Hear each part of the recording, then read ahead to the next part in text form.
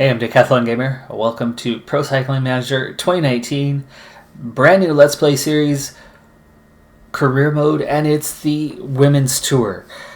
This is going to be episode number 1, and I am very, very proud to bring this one to you. I have long since been a strong supporter of, in the US, we call it Title IX, which was the rule giving equality in sports, among other areas, to women. And for me, I coach women's volleyball, I coach women's basketball, I coach track and field, both men and women. And in the past, I've coached women's soccer, youth soccer, so on and so forth. I play co-ed sports. So though I might be qualified in the majority category in the U.S. of being a white male, I have long since seen the talent that there is in women's sports and the potential that is there that has not been properly harnessed around the world. Being that I am an American and being that my first love is what we of course call soccer and everybody else calls football, seeing that women's national team, seeing my local team, the Portland Thorns, they're so much more exciting than watching the Portland Timbers. The women's national team is so much more exciting than the men's national team. And I do enjoy women's sports. And I think our rule, Title IX, should apply in places like this as well. Not just on the field, but in representation. And that representation includes games that have long since been overdue to include the women's side of the game. Football Manager desperately needs to add in the US, English, French leagues, maybe German leagues, maybe Japanese. That NBA 2K needs the WNBA included in it. That PCM needs the Women's Tour included in it. I've been proud to see the increased televised coverage of women's professional cycling over the last couple of years.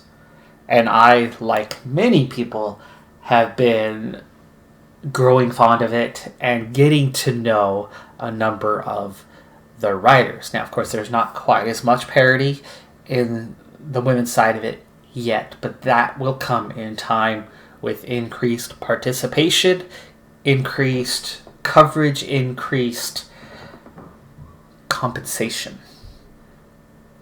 There's got to be a reward for being there that draws the best athletes.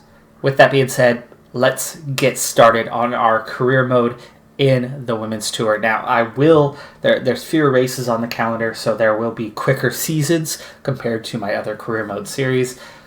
Also, as I do have 2 PCM series active among other series on my channel, those currently are Monday, Tuesday, and Friday, Saturday. I will not have new videos for this series on Monday, Tuesday, or Friday, Saturday.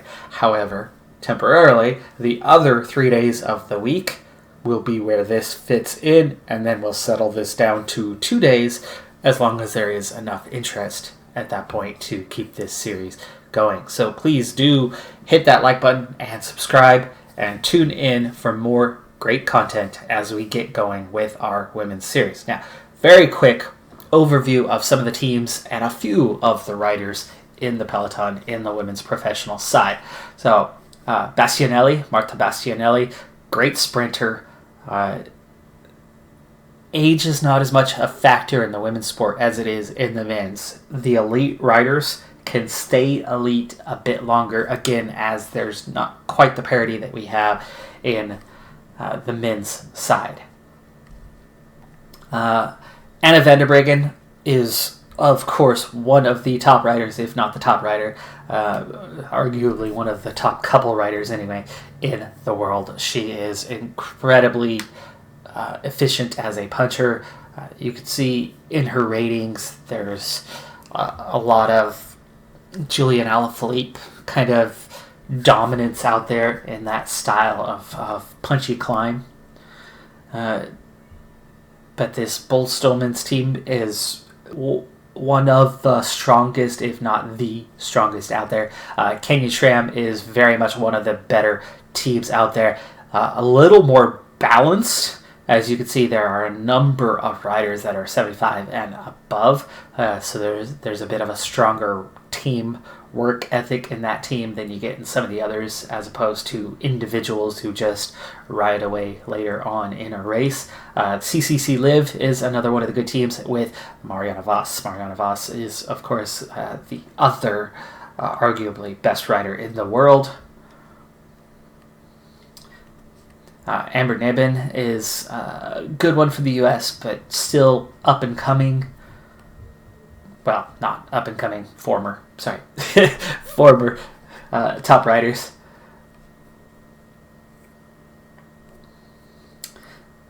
Anamika Van Slaten, also, and she's one of the others. She's got the world titles, but at 37 now, she's just starting to fade a little bit, but definitely top climber, top time trialist. Koren Rivera, a very, very strong American rider, good classics, very competitive, and Longo Borghini and Lizzie Deignan, top rider out of the UK. There are plenty of really good riders out there in the peloton, but it's just they don't fill the peloton quite as much, and so a lot of races will come down to Brennauer, another really good one. It'll come down to a handful of riders at the end. That is the World Tour. That's the professional group, and there's a real gap between the top teams and other teams below them, but nearly all of the teams lack the firepower top to bottom. There is no Team Ineos here. You just get a few, like, say, Julian Alaphilippe or Peter Sagans, who are do it all themselves without the team aspect. They don't need that team around them to make it happen. They just outlast and survive, and they challenge each other late on. We'll see if that translates into the game. It certainly has into the attribute side of it, as there's really, really big gaps between top riders and the middle tier riders. But what we're going to be doing is starting with a custom team, Grow Power Cycling, US-based team. Technically, it's Floyd Cycling, but it's okay. We can get that one off as that's my grandfather's name, so we'll throw his name up there. My plan, this is one of those basic starts. I want it to be a little bit before we get too competitive. I want to spend that time recruiting and growing the team, which will require a little bit of work with this mod. There are some notes within this mod if you want to run this mod yourself, this database yourself, on how to keep the male riders out of the peloton. You do have to go in and do some editing to the file every new season when the new young riders are created. The mod itself hasn't been able to eliminate them. But what I'm going to do is quite simply, we're going to start with all of the US-based teenagers. And in that, you can see the ratings are quite low. Elizabeth Harden, the only one who is a little bit higher, and not in a useful way for us. It's one of the actual riders out there, but as a highly rated Barrador, there's nothing else in those attributes that assists us in any way. And in fact, we actually have to pay her more than the other riders around us, which is not helpful. But starting with all the 16, 17-year-olds, That gives us 8 riders. We are still below the minimum that we need. So we're going to have to go a little bit further. We have a number of 19-year-olds that are available, and we're not going to go past that. Everybody is going to be 19 or below. And I'm going to see if there are any choices that I have. Like Erica Klaus is a 59, and we've got a couple 63s. From there, it's another Baradur. She does have a good downhill and okay flat rating at least. And I have no idea on potential of any of these riders. We have a sprinter here, but not actually seeing anything. She's got some stamina at least. Let's go ahead and add that one. And then, let's see, we had a 50-something, didn't we? Oh, John Arblaster. Salary is 0. Is that one of our male fill-ins already?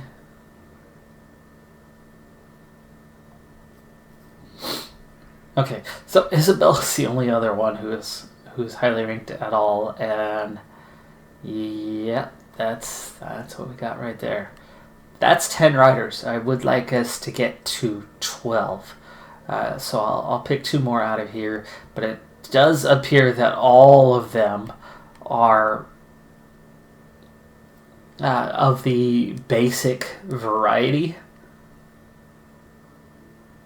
meaning they pretty much all have the same ratings. At least this entire group does. Let me look below, see if there's anything else.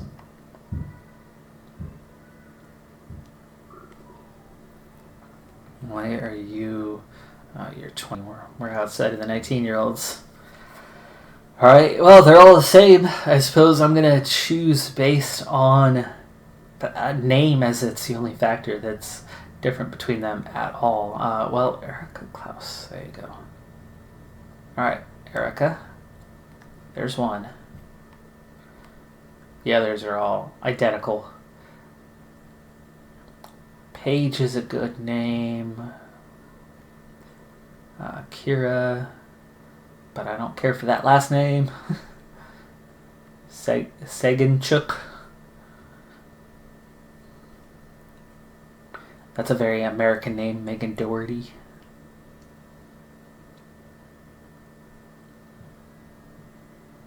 Mariana Rodriguez Hernandez. That's a very American name as well. Latina, but yes, American. Estefi. It's a good name. I've known a couple of Estefis.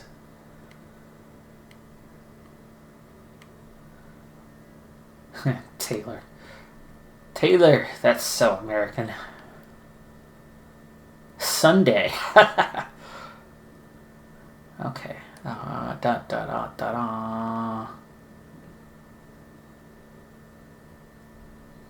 Alright, well, let's go with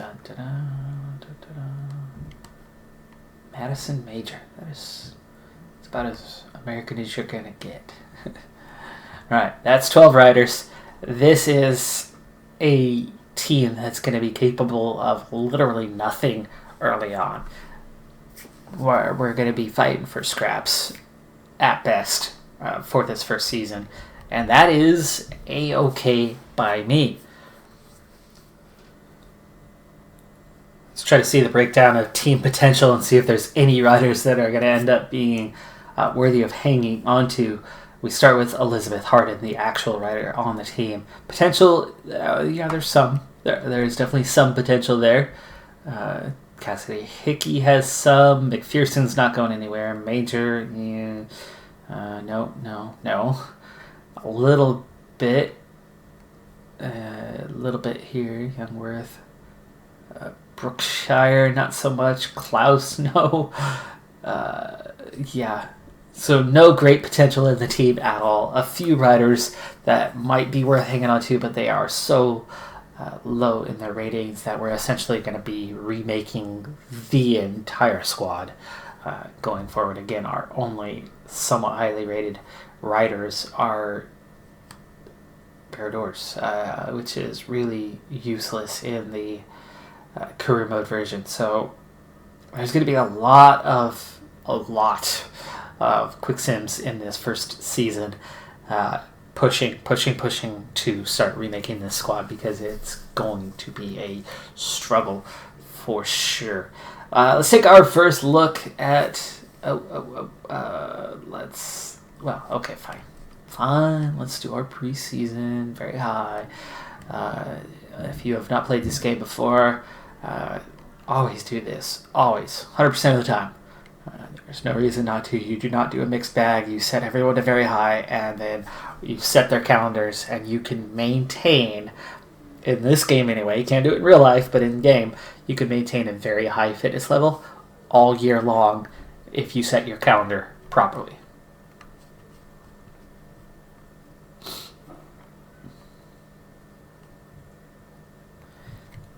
Objectives, Redlands is definitely one of those, but these aren't the best riders for that, so I'm really not going to worry about where objectives are set, especially in this first season.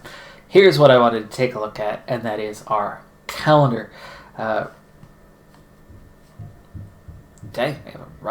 a race in a week and a half. That's nice and early in the calendar. Wow, there's a lot of races here, but we, of course, do not have invites to a huge majority of them.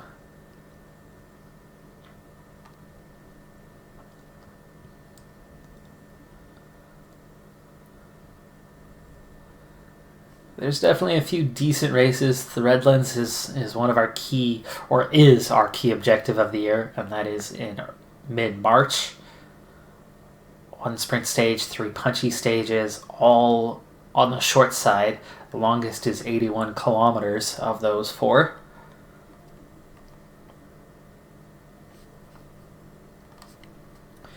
And you can see that calendar breakdown is definitely going to speed our season up.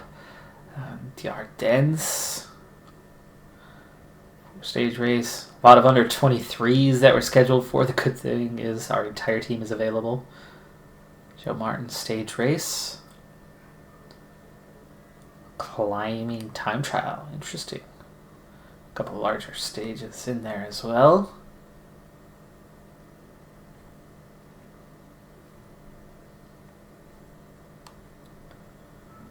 Cascade Cycling Classic. This is actually my home race. 3 punchy stages, 1 climbing stage, 1 flat stage. One of the stages, my cousin lives in the hometown of that stage. Ooh, excited for that. A lot of these are those under 23 races. The Giro under 23, 8 stages. Savoy USA Championships. The end of June.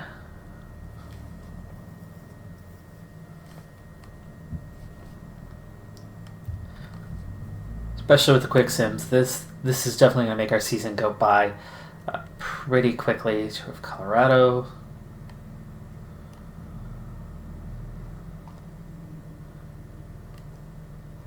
Now, Continental is completely divided. There are a number of national teams that have actually some quality racers to them, but don't race full calendars. They're just supported nationally, and so they're funded partially, enough so that they are quite strong compared to some of the other teams around them, but they don't go higher than Continental. I think it's more tied to rules and because they don't have natural sponsorships. So there's going to be some tough teams that we actually race against, and then there's going to be a lot of teams that are like ours that lack any developed riders at all. So it could be an interesting season. Probably not. I think we're going to spend a lot of time just scraping to squeeze in a top 10, especially considering that I am set to what am I looking for? Hard difficulty. So there's definitely going to be some challenge within that aspect of what we're doing. But we do have our preseason set. I'm not going to be altering the calendar this first year, so our first day is in the books, and we'll be able to go start setting our calendar from there. This season, though, I really don't have much to focus on, as I don't have any riders that are of any level of quality. So I'm actually really going to be able to kind of bypass the work that normally goes into preparing your season.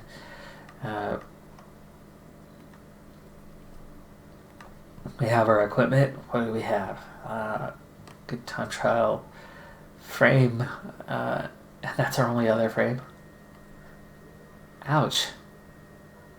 Okay.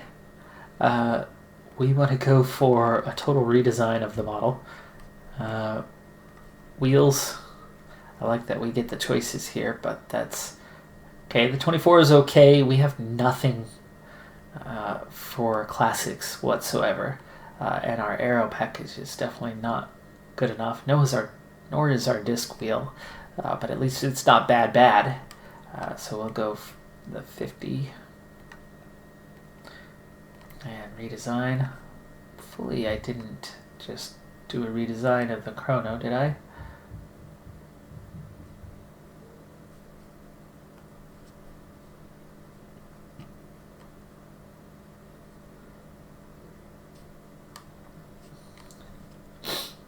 It's going to be a little bit before we have a choice here, so I'll wait to see who we're looking after, but pretty much literally any potential is going to be better than the writers we have. So dossiers are going to be really important in using our budget, which, as far as I know, we have plenty. So we actually should be building a balance this season. Oh, what is the Condor? Or is that the one I wanted? I don't know. Let's get to it. This is it. Welcome to our very first race in the Peloton as a team. And we set off and begin the long, hard grind of trying to grow into something. One thing I could definitely do is get a rider into the break. So, Hickey, you get first chance. Funny thing is I probably should be sending one of my Barradors into it, but Barrador really doesn't matter.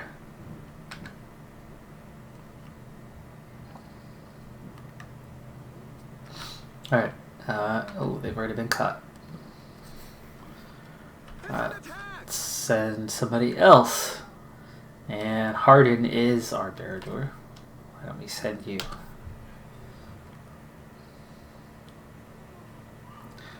Might as well be the one who's actually got the role. And he sprints away in attack. Yeah, they're gonna say that. They're gonna say he. The database might be fixed, but the commentary certainly hasn't been. And that's okay. Alright, so Harden has made it away. Back, wow, look at that. We're struggling at a 70 to keep pace because we have no quality within the team. Actually, we're dropping. Oh no! Really? You two have already fallen out of the Peloton just like that? At a 70, you can't even keep pace? Oh man. Look how far drop. It's an 86. And look at the ground that they are losing. Come on. Work together. Holy cow, these two.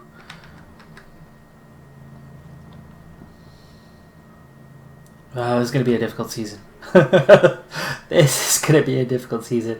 Youngworth, Brookshire, and Hickey. Do we have anyone who's got a little bit of punch? Brookshire slightly. So we're going to go ahead and protect Brookshire. And I'm going to see if these two can regain contact. Jeez. That's ridiculous. That is so bad. 6 riders in the break. They've got over a minute, so hopefully that'll mean the Peloton will set up, and it looks like they have. There you go, Schmid. Sykes coming back. Sykes, no quality in climbing, neither does Schmid. Both of them are back now, so let's go ahead and kind of ease our way back towards the front, please. First climb here.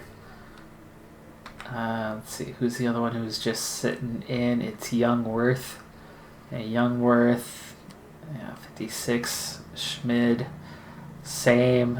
It's definitely not going to be Sykes. We'll see who's got some stamina of the two here. Youngworth. Oh, Youngworth. Definitely Youngworth. Okay, so Schmid will sit in on their own. Sykes, you're going to protect Youngworth. And Harden. Sit up.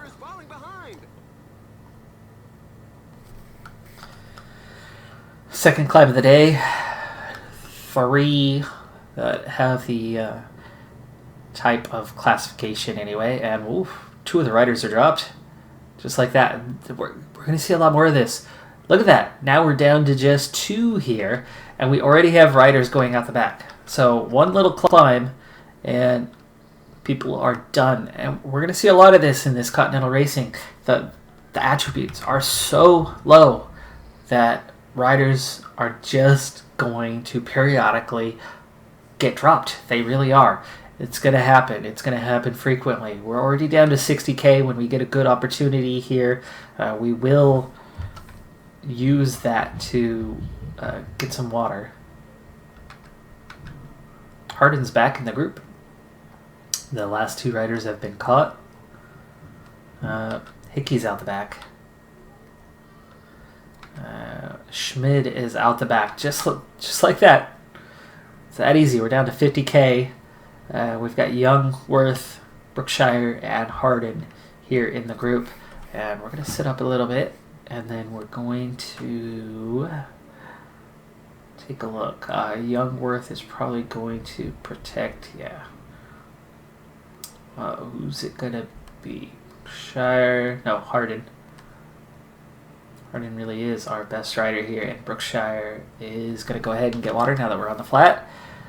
And do I want to take a chance to get into the break again? There's a new break forming. 2 riders already gone away. It's hard to stay away here. Let's go ahead and stay in the peloton this time. We didn't have anyone on the list of favorites, and I don't think that's going to happen at all this season. 2.5 minutes, 3 minutes now, 4 riders. 3.5 minutes. Schmid's back into the group, so there's a reason why we've lost some ground. There is a team now offering some sort of chase.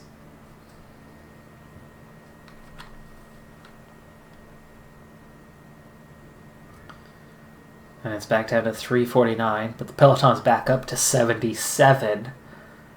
Schmid is kind of only just here inside the group. Got a little uphill here, but it's not categorized, but it's definitely going to have an impact and probably thin the field out again. No, not quite. Oh, yes it does. 28 riders now. Youngworth among those dropped. Oh, these guys are really close though. But fully strung out, trying to get back into the group. 15 kilometers to the finish line. Schmid very much out the back. Youngworth just hanging on. Harden and Brookshire here. Those 4 riders still have 2 minutes. It's going to be a difficult catch at this point. But they could absolutely fall apart on the climb. Youngworth is back in. Let's go ahead and get Youngworth again to protect Harden. 9K to go. Brookshire, we're going to be forming up here shortly. 8K to go now. Let's go ahead and form up before it's too late. So Harden, Brookshire, and then Youngworth. Youngworth, go ahead and use your gel now, and we're going to just kind of gently work towards the front with you. Still 2.5 minutes. That is so difficult. I don't think we're going to catch those 4. The break was kind of the way to go, and you see that a lot more in the women's peloton, and that's why we tried to get in that break early. I thought I already said use your gel, but okay, fine. 2.4K, 8.7%, Lone Hill. All right, Youngworth. Giving us a strong little lead out here. Now accelerate.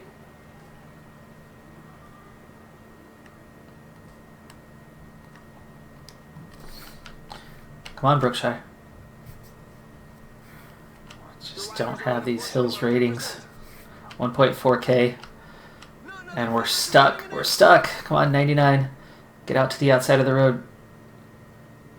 Get to the outside. Get to the outside.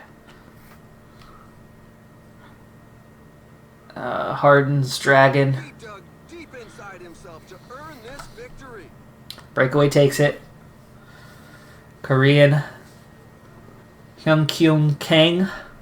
And then Japanese rider Yumi Kajihara take the top two. So two of the breakaway riders hang on. And then you see just a few riders in the group get away. As bad as our attribute ratings are, we didn't just straight up get dropped or anything, but we just didn't have anything left for this.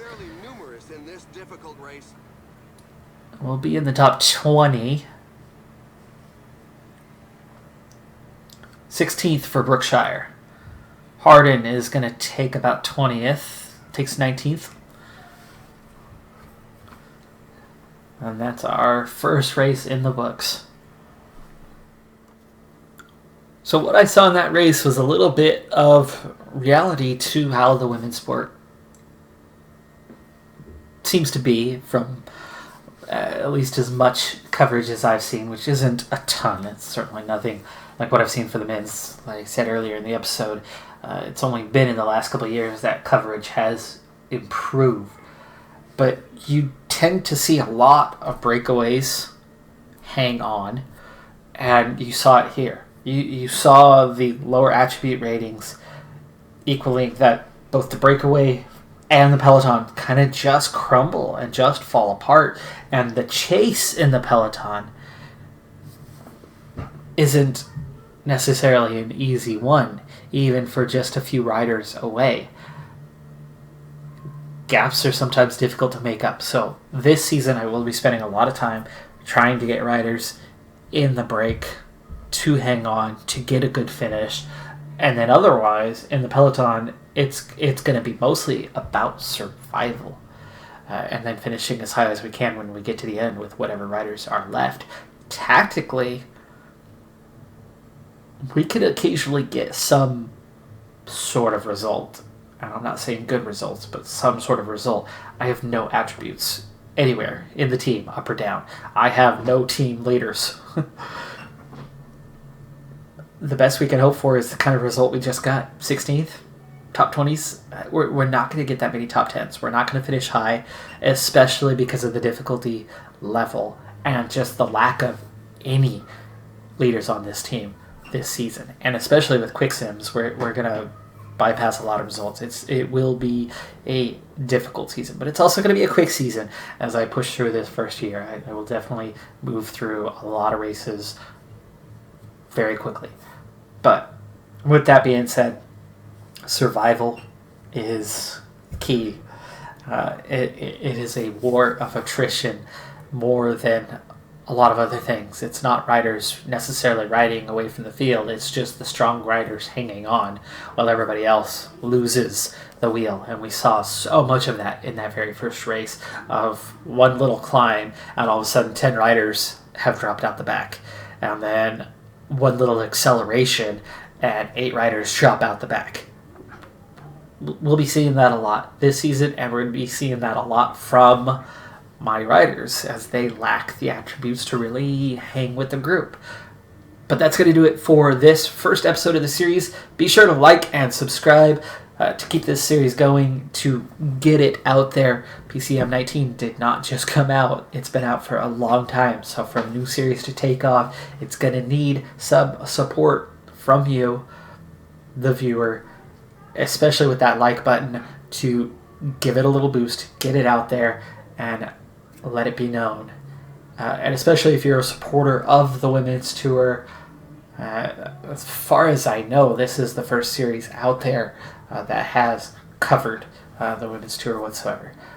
I'm Decathlon Gamer. Thanks for tuning in. Be sure to hit that like button, and I'll see you next time. Have a great one, everyone. Be safe out there. Bye for now.